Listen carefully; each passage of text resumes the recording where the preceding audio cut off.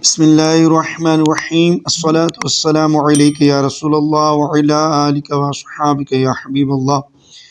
आइए नाज़रीन, सुनिए इतिकाफ़ की तारीफ़। मस्जिद में अल्लाह अज़्ज़ा व जल की रज़ा के लिए बानियत इतिकाफ़ ठहरना इतिकाफ़ है। इसलिए मुसलमान का आकिल होना और जनाबत और हैज़ व निफास से पाक होना शर्त है, बुलूग शर्त नहीं। नाबालिग भी जो तमीज़ रखता है अगर बानियत इतिकाफ़ मस्जिद में ठहरे तो उसका इतिकाफ़ सही है। एतिकाफ़ के लफ्ज़ी माना क्या हैं, ये समात कीजिए। एतिकाफ़ के लुग़वी माना हैं एक जगह जमे रहना। मतलब ये कि मुअतकिफ़ अल्लाह रब्बुल इज़्ज़त अज़्ज़ा व जल्ला की बारगाह अज़मत में उसकी इबादत पर कमर बस्ता होकर एक जगह जम कर बैठा रहता है।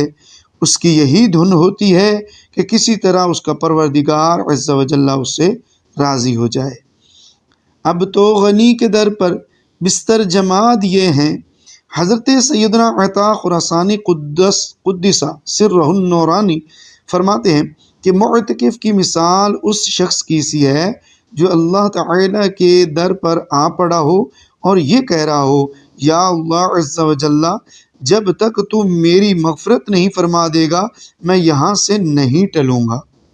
हमसे फ़कीर भी अब फेरी को उठते होंगे। अब तो गनी के दर पर बिस्तर जमा दिए हैं। सुभान अल्लाह, आला हज़रत का प्यारा कलाम। आइए नाज़रीन, इतिकाफ़ की किस्में जो समात करते हैं। इतिकाफ़ की कितनी अक़साम हैं? इतिकाफ़ की 3 किस्में हैं।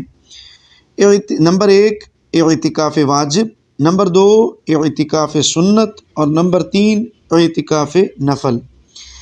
एतिकाफ़ वाजिब की तफसील सुनिए कि एतिकाफ़ की नज़र यानी मन्नत मानी, यानी ज़बान से कहा कि अल्लाह अज़्ज़ा व जल्ला के लिए मैं फ़लाँ दिन या इतने दिन का एतिकाफ़ करूँगा, तो अब जितने दिन का कहा है उतने दिन का एतिकाफ़ करना वाजिब हो गया। मन्नत के अल्फाज ज़बान से अदा करना शर्त है।